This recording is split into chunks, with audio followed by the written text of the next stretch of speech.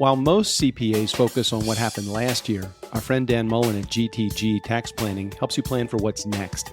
He's especially sharp with business owners and real estate investors, helping you legally minimize taxes while positioning yourself to look strong when it comes time to qualifying for financing. And because he understands both tax strategy and lending, he helps you make smarter financial decisions before they become expensive ones. Discover how you can look poor to the IRS and rich to the lender. Book a short discovery call today at gtgtax.com. That's gtgtax.com. Coming up today on the Nice Guys on Business. Number one, because of the One Big Beautiful Bill and how bonus depreciation works, and or Section 179, if you're a tax nerd like me, you record it as an asset and you depreciate the entire thing in 1 year. Same exact tax effects, but that $2,400 expense is now as an asset. That doesn't count against you in mortgage qualifying income. I use the number 2,400 because if you divide that by 12, mortgage and loan officers go by monthly income. If you recorded that as an expense, that would be $200 a month lower payment that you could qualify for. If you record it as an asset and depreciate it instead, you don't have that $200 a month hit. Now, it takes a little bit more work on the bookkeeping side, but not that much more for the benefit. So that's one of the biggest tricks in my bag. Cinderella story. Out of nowhere, former groundskeepers about to be the Masters champions. The Nice Guys on Business podcast. Go from where you are now to where you could be. Get expert tips to grow your business, to be more productive and more efficient, whether you're trying to build influence, grow your community, or make it rain. Best-selling author of Nice Guys Finish First, Doug Sandler, can lead the way. The Nice Guys on Business is produced by TurnKey Podcast Productions. Now, here's your host, Doug Sandler. All right, welcome back, Nice Guy community. Ever wonder why getting a mortgage is so much harder when you're self-employed? Well, I can experience this, and I can share my experiences over the last 40 years of being self-employed. It's not that it's impossible, but it's a fuck ton of work. So our guest today is Dan Mullen. He is in the front row seat when it comes to both sides of the equation. He is a mortgage advisor. He's a tax partner who's on a mission to bridge the gap between lenders and tax professionals, helping entrepreneurs qualify for the homes that they deserve, while maybe saving the accountants from the endless cycle of mortgage letter requests. If you've ever been frustrated by the mortgage process, and who hasn't, even if you're not self-employed, listen in today. Or if you're self-employed, you have your own clients, this conversation could save you time and money and a whole lot of headaches. Dan, I'm excited to chat with you. Welcome to the podcast. Great to be here, Doug. Thanks. All right, so 1990, I'm going to take you back really quickly because this was before the age of, really before much to do with computers were in there. It was a huge administrative nightmare, the paper trail of things.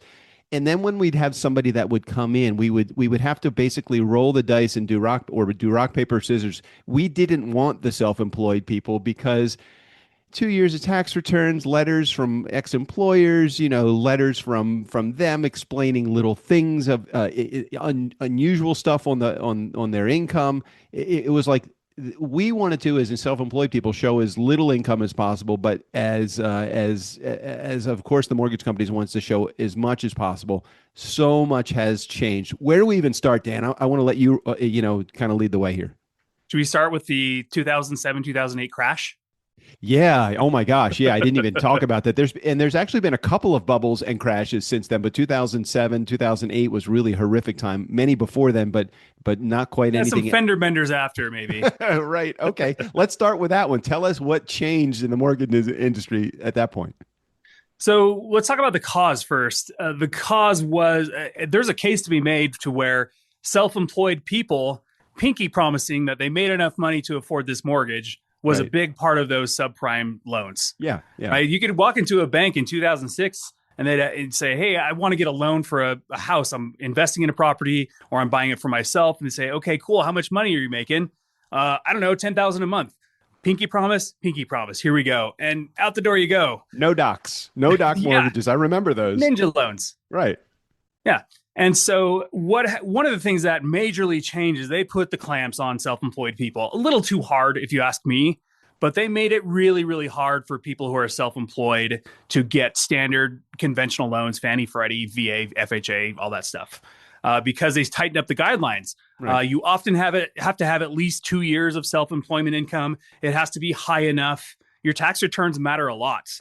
And the funny thing is, I wish every mortgage company would keep a competent CPA on retainer, because mortgage companies ask us to write these dumb letters. I get requests from my clients all the time. Hey, write a letter that says taking the money out of the business isn't going to affect operations. I still get those. Right. They annoy the crap out of me, right? But you do them because, you want to help them out, right?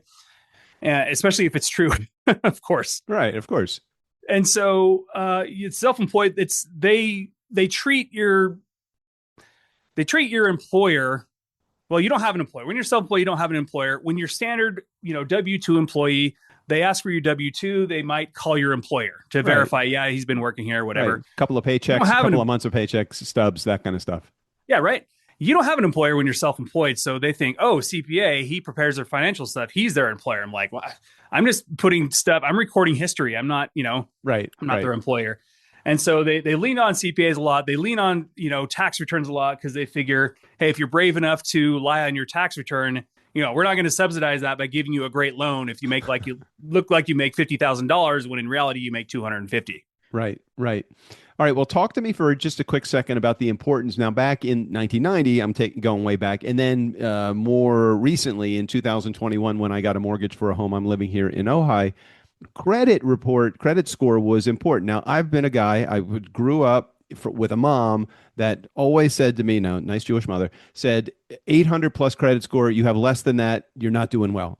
So my credit score has always been 850, 842 one month, 843 another month, 839 one month. But for the most part, over 800 my entire career. That has taken me a long way, in spite of the fact that I show smaller amounts of income. We take advantage of every write-off. How important is in today's world is credit score versus actual income numbers? Or maybe they're both important. If you make $1 million a year, but your credit score starts with a 4, right? Good luck. Right. So you qualify based on your willingness to pay the loan, which is credit score, and your ability to pay the loan, which is your income. And so those two have to be in harmony in order. But they both are important. By the way, kudos, staying in the 800s for a credit score, that takes work, and that takes deliberate work. Good for you. Well, it's rather than the mortgage company isn't the one I care about. It's the wrath of my mom at 93 years old. She's still on my shoulder saying, "Hey, how's your credit score?" And you know what? I've passed the same thing down to both of my kids who are in their 30s now, and fortunately, they've both been able to maintain that kind of credit score too. I don't know if it's fear. I don't know if it's legacy. I don't know what it is, but it has been a great thing. It does make putting together mortgage documents a lot easier when you're not having to explain or backpedal for, hey, what's this judgment? Hey, because they do go, as the process they go through underwriting is going to go through all of those things that are on your credit reports, those little dings, even as something as simple as one thing that was 30 days late. They want an email or a letter from you explaining that. Oh my gosh. I had a Comcast bill that I was in college, and my roommates were paying me. I think before I left, I thought I canceled it, but it was like a $70 bill that was late. And I was like, why does my credit score start with a 6? Like, what happened here? Turns out a stupid Comcast bill that was $70. And that once I got that cleared up, oh, hey, we're back into 800 territory. It was crazy. So yeah, credit scores, they're finicky, and there's a way to game them. Sure. Let's talk about the process that you go through as on the mortgage side, because it sounds like there's two lines that you straddle. One is the mortgage side, and the other is the tax side of things too. Sure. Can we talk about the mortgage side for a few moments, and we'll talk about taxes? But I think the important thing is have people in my community understand, hey, what does it take if I'm self-employed? Because most of our audience members are either self-employed, side hustlers with a self-employed income that want to be able to use that income in order to in order to bump their W-2 income up a little bit. So let's talk about the mortgage side for just a few moments. What's the process generally start like, or what's it look like from the very beginning? And take me through a few of those steps. It usually starts with the conversation, and we just get a feel on our side. And we've done this a lot. We know what's going to hit and what isn't. We know where the problems are going to be and where they're not going to be. And so we understand like, okay, what's going to be the biggest red flag? What's the thing that's on fire the most, or are we in good shape? So it just starts the conversation. I call it a discovery call rather than, hey, let's, rake you over the coals and get your blood Right. type and a stool sample, right? So We always joked about your analysis. yeah, That's one of the things we need. And, very, we got to get that through underwriting. yeah, that's right. Yeah, for sure.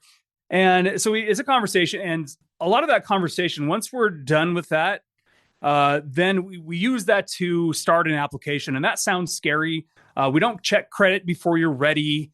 We usually do a soft pull first. It doesn't ding your credit score. There's a lot of misconceptions about how much checking your credit dings your score, by the way, but that's another conversation. Yeah. But we get a good profile and we understand, and we come to an understanding like, okay, which kind of loan is going to work best for you? Sometimes, despite all we can do on the CPA side, maybe it still doesn't work for Fannie and Freddie. So there's alternative products called bank statement loans or P&L loans or DSCR loans if you're an investor that don't use your tax returns. Maybe that enters the conversation after we, take a look at those things and have a good understanding of what your taxable income is, and then versus what you really make. Because I know they're different a lot. I'm not naive. So the beginning part, it sounds like conversation takes place. There's an analysis of, okay, let's talk about income. Let's talk about your credit. Let's talk about affordability. Oftentimes as somebody that's self-employed might say, well, I don't have any problem making a $3,500 rent payment. Why couldn't I just make a $3,500 mortgage payment? Which actually, the net of it is actually better because you're getting some money back from tax liability perspective. But there is a far greater criteria that you have to pass through in order to get a mortgage than you do to get rent. What is underwriting? Yes. What are some of the red flags that underwriting is seeing these days that we need to alert somebody that's in our community to if they are even considering? Because I know that in our case, when we bought this house that we're living in Ojai, California, we the first person that we dealt with was not familiar with self-employed. They didn't do any self-employed mortgages. So it was they qualified us, but they qualified us for a far lower amount than we actually knew that we could afford. It was by thousands of dollars a month, and we're like, no, we're paying much more than that. So what are some of those red flags that underwriting looks at when they are looking at somebody that's in the beginning stages of the process? Well, yeah, your income is very highly scrutinized. How long you've had an income, your income history. They like to see 2 years of consistency, whether you're self-employed or W-2. And by the way, a trap I see a lot of people fall into is crazy. Is like, hey, my boss decided to pay me 1099 instead of W-2. Okay. That starts you off. You are now self-employed. Your clock starts. You have 2 years to go before you qualify for like a conventional loan. Right. You can get a bank statement loan after 12 months, usually, if your income's strong enough. But if you want like the better mortgage rates, like a conventional loan or stuff, you just started that clock over when you're self-employed. So that's a big trap. So let's talk about the relationship that you have with processing and underwriting, because make familiar to our community that there are people that are new in the mortgage business. Let's say the refi market is huge, and there's a lot of companies that are just opening up, and they may not be familiar with their team, so they don't have a processor that's been in their back pocket for a long time. I don't mean back pocket as in they're getting paid off. I just mean that they have a relationship with. And then the next step is you have an underwriting team that has to take it from the processing department as well. So maybe talk about, you've been in the business for a long time, the importance of someone that has an established relationship with their team and they really know the ins and outs of the business. So I actually am a broker, and that often ends up in lower rates because we can shop like 180 different lenders to find best rates. And so we know who's going to throw down. And we have built relationships with several different underwriting teams, and we kind of know their flavors and what they're going to look at, what they're going to scrutinize more than others. And so building those relationships is pretty dang important because some underwriters are not as amenable to, how do we put this lightly, coaching. Let's call it coaching. Right. Because on the CPA side, like I know tax returns like the back of my hand. I know those better than mortgages, by the way. But to have to explain to an underwriter what Section 41A depreciation is, for example, because they did a cost segregation study, they don't understand. Like they have to be explained that, like, okay, where is that? I've built relationships and I've taught, frankly, several of my underwriting teams how to read a tax return to do that. And there's a lot of trust in there too. But sometimes if this particular flavor of self-employed or this particular property or whatever is going to be more amenable to a different kind of lender, we'll go that way.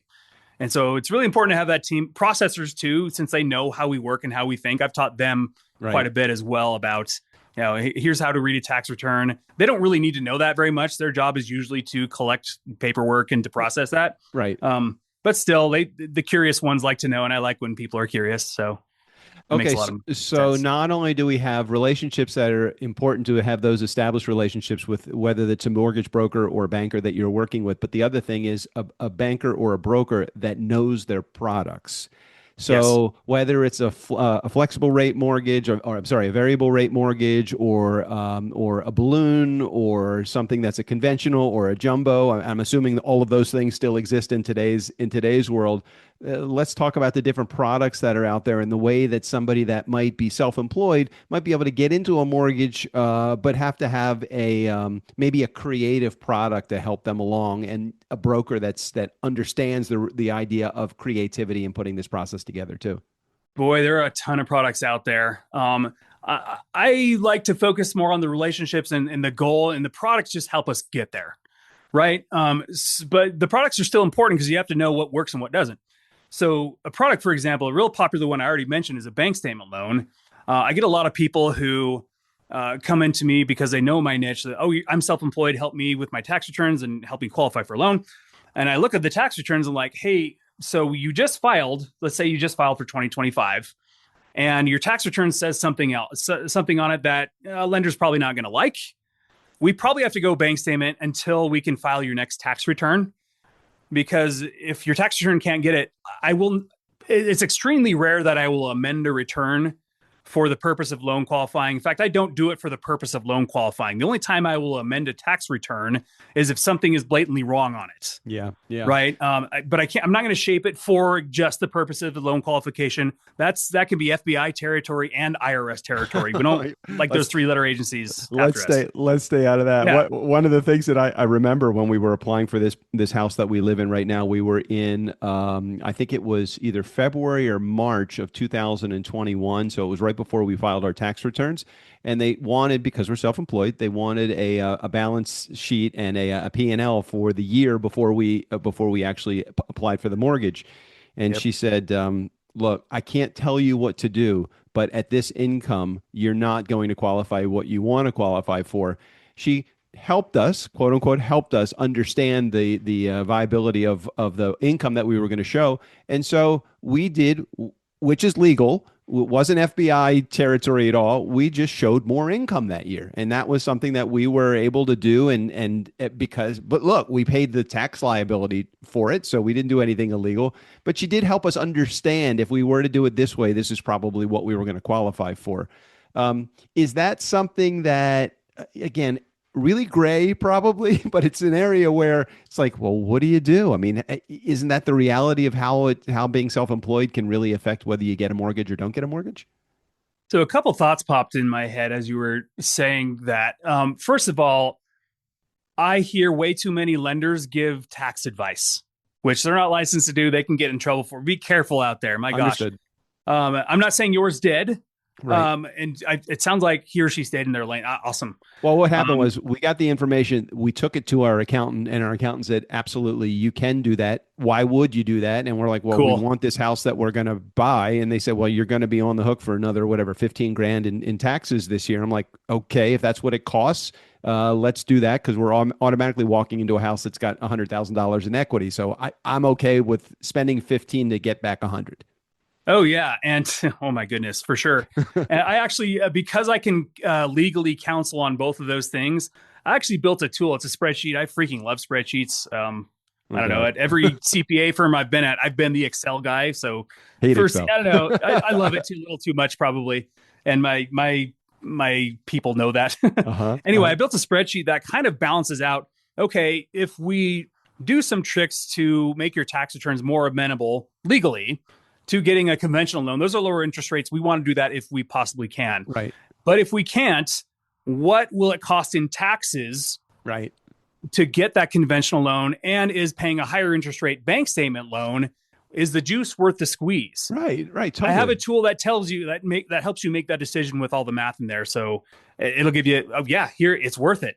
Now, The bigger thing I have that helps a lot of people out is it's on my tagline of my business card. It's how to look poor to the IRS and rich to a bank. Yeah. There are things you can do on the tax return that do serve that purpose. Like I had somebody who qualified for a $600,000 conventional loan with $13 of taxable income. Wow. Okay. Could you maybe just, I mean, you just gave us a big squeeze, a big teaser there. Can you share a little bit about that? Because I'm sure Of course. that brought to everybody's mind. How do I do that? Yeah, so it's not available to everybody. I mean, there's only so many levers I can pull legally and Right. never illegally. That's never on the table for me. I have too many licenses at stake for that. But like how you record your debt, how you record the things you spend money on, whether that's an expense, whether that's an asset. Probably the biggest trick in my bag is probably say you bought podcasting equipment. Good example. Now, let's say you spent $2,400 on that. Maybe you bought a MacBook and a nice microphone, whatever. $2,400 worth of assets, I'm going to call them. Okay. So there's a rule in tax land that you can say anything you spend, if you buy an asset that is that you pay $2,500 or less for, it's called the safe harbor de minimis. You can just write that off as an expense. I'm going to tell you not to do that. Okay. Because number one, because of the one big beautiful bill and how bonus depreciation works, and or section 179, if you're a tax nerd like me, you record it as an asset and you depreciate the entire thing in 1 year. Same exact tax effect, but that $2,400 expense is now as an asset. That doesn't count against you in mortgage qualifying income. I use the number 2,400 because if you divide that by 12, mortgage and loan officers go by monthly income. Right. If you recorded that as an expense, that would be $200 a month lower payment that you could qualify for. If you record it as an asset and depreciate it instead, you don't have that $200 a month hit. Now, it takes a little bit more work on the bookkeeping side, but not that much more for the benefit. Right. So that's one of the biggest tricks in my bag. That is very cool. That is a wealth of information. I mean, literally and figuratively, right there, nice guy community.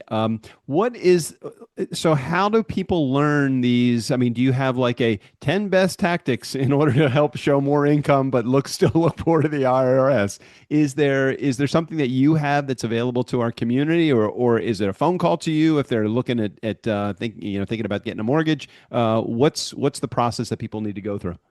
It's usually a phone call. I am in process of writing a book on that, but I have so many other things going on that I'll walk that through. But now it's a consult with me, and we determine, okay, what's going to look better from, on a full financial, basis. Is it going to be a bank statement loan with a little bit higher interest rate because we can qualify for it, or is it work on the tax return to get it down there and get a better interest rate? That's a phone call, or it starts with an email, whatever you want there.